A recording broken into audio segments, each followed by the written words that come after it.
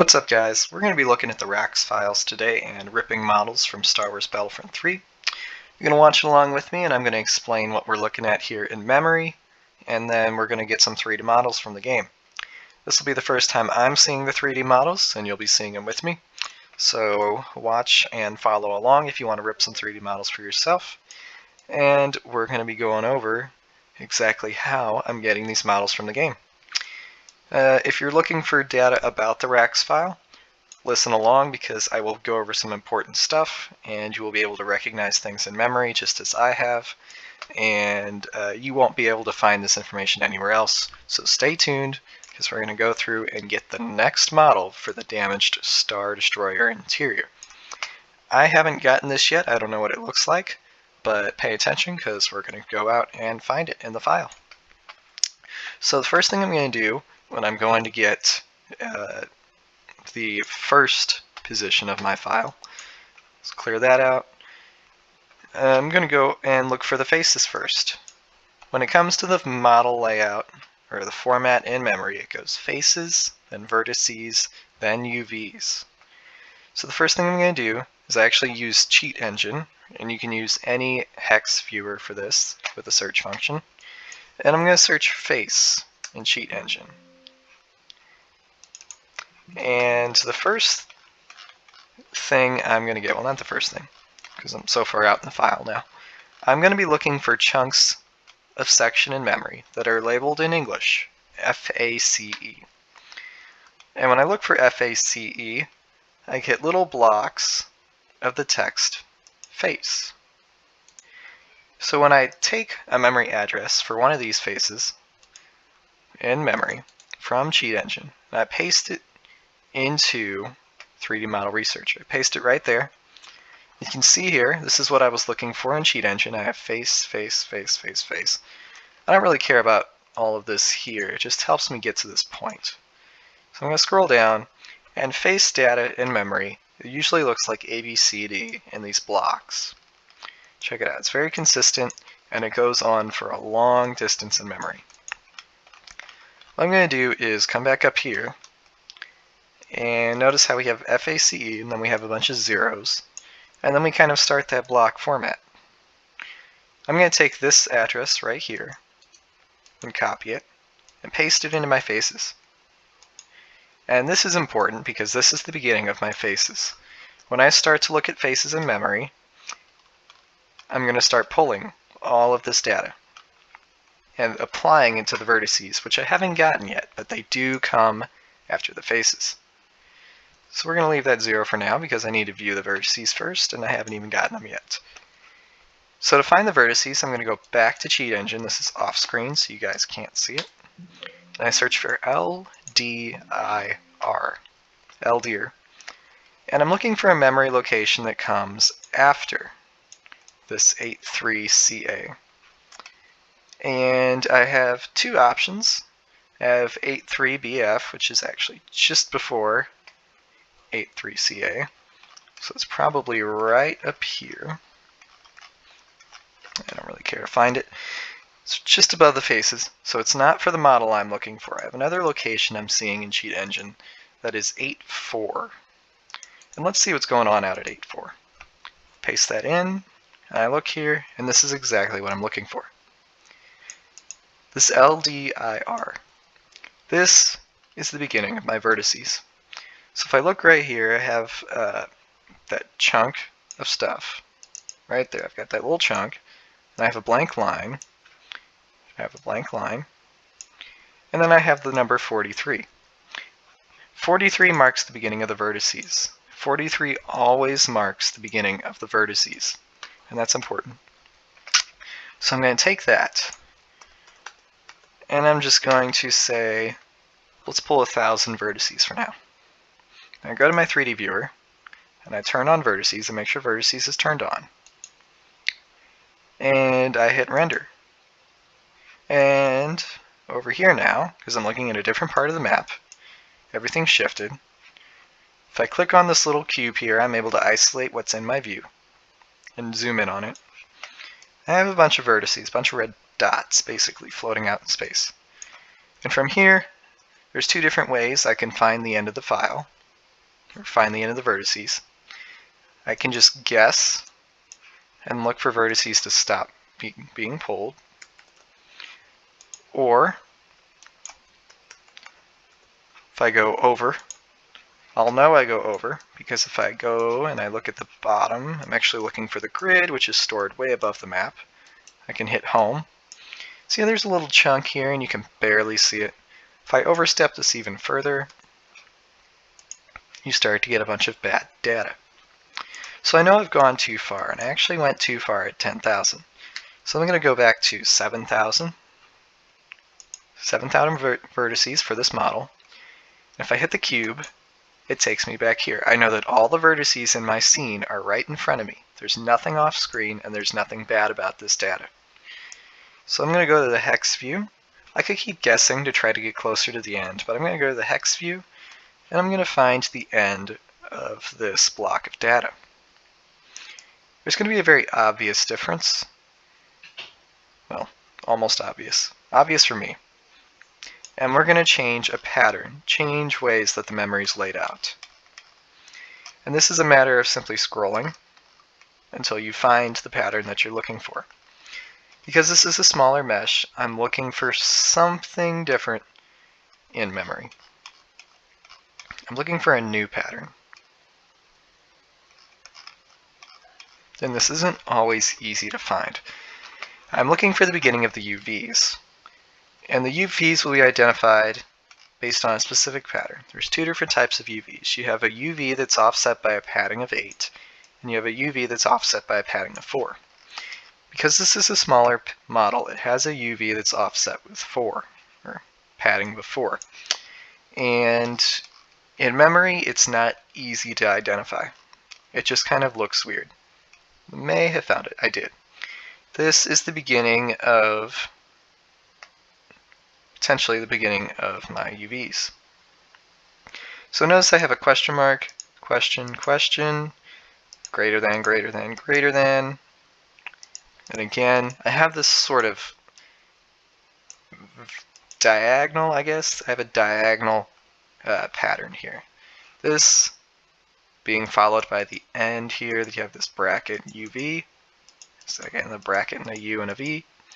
So I'm going to come up here and look in memory. I have a bunch of zeros right here.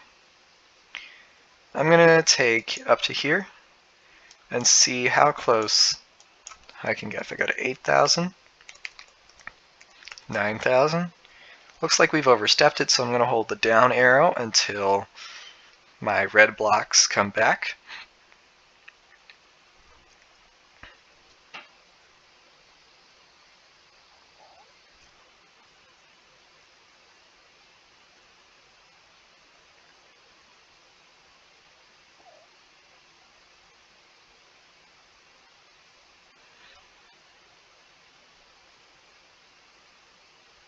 And there we have it. So I can go right up to the end, but I'm going to go one vertice less, and that'll only give us plus or minus one face, which if you overstep, you get some bad faces inside the model. So I'm just going to play it safe here. If I go down past my zeros, this is a tiny little breakpoint. If I take this first piece here, I'm going to grab that memory location. It's important you do this while you're here. Once I'm here, I want to go ahead and get this memory location for the UVs, because either way, I'm going to need it eventually, so I might as well get it while I'm here. If I don't get it now, I have to backtrack to this point and take this memory location. Since I'm here, I'm going to go ahead and see if I'm in the right spot for UVs. I'm just going to grab 10 UVs and look at what I'm pulling. And it appears to me to be correct. Let's go ahead and do 100 and look at my pattern.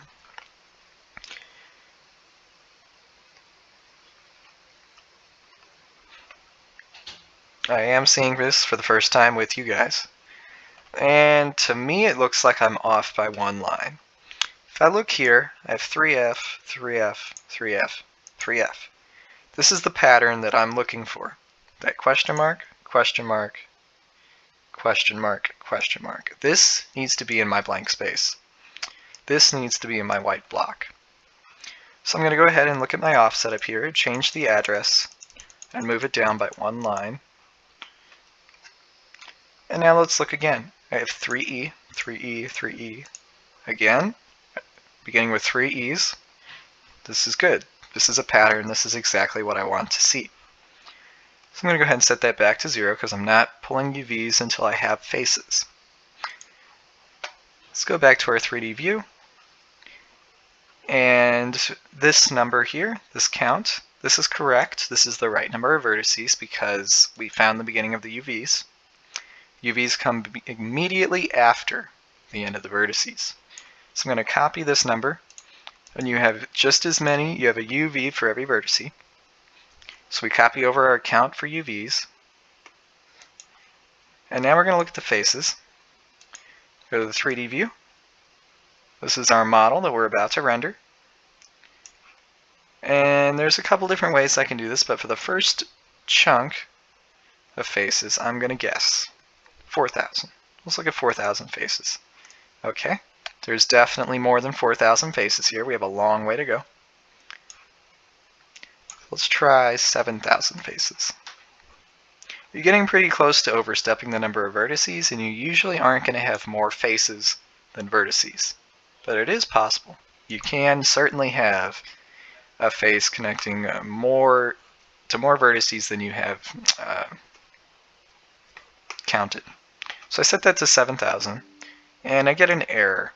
I've overstepped the end of the faces, and I began to step into the vertices in memory. Remember, it goes faces, vertices, UV. And if I have too many faces, then I begin pulling in vertices and viewing them as a face, and that gives me an error. So I'm going to go back to 6,000 faces and hit render, and that gives us most of the map. And I'm not going to stop here. We still have some holes, and we haven't quite identified that we got all the faces yet. So I'm going to go back to the hex view. You can keep guessing until you reach the end and it stops giving you an error. There will be a point where I can go +1 face and get an error, -1 face and just be fine. But I'm going to go back to the beginning. So I have green. That was my chunk of faces. It's hard to scroll through this file because you have so much data.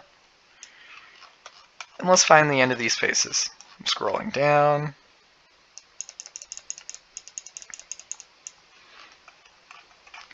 And let's see here. We just passed the end of the faces in memory, but I still have faces to pull. We still have this block face data.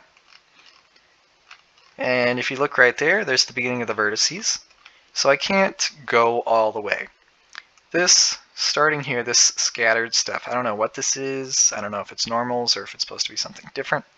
This is bad data. These are not faces. But it's between the faces and the vertices, but really close to the beginning of the vertices. So we have faces, vertices, UVs. I'm going to bring that green block up to here. Actually, we'll go up to here. Mark my point. 62. See, we have a chunk of zeros here. Now a bunch of zeros. We're marking the end of our faces in memory. So let's go to the 3D view. Or the hex. Yeah, go back to hex view.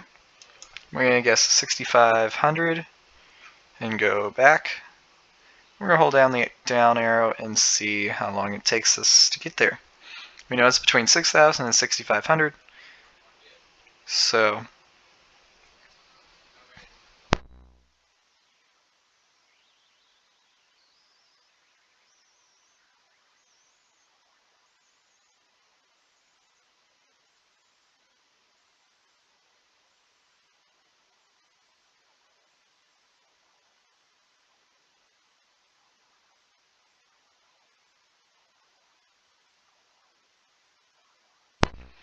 alright, there we have it. While I'm here, I'm going to hit render, and I get an error. So let's go back 1 or 2 more faces. Still get an error. Let's go back a couple more faces. I may have left a few vertices out by mistake. And now when I hit render, I don't get an error. I'm going to go forward and try and get every last face out of this file until it gives me an error.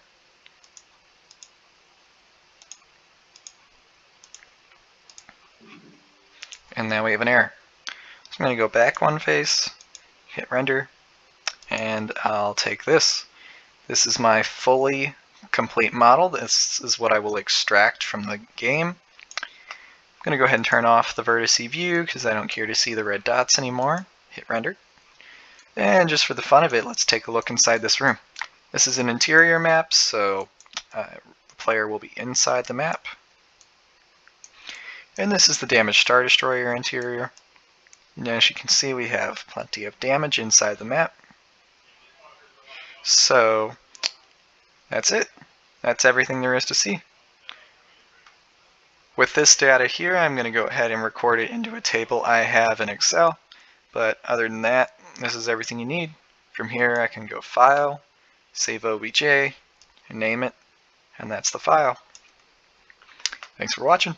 Good luck on extracting your files.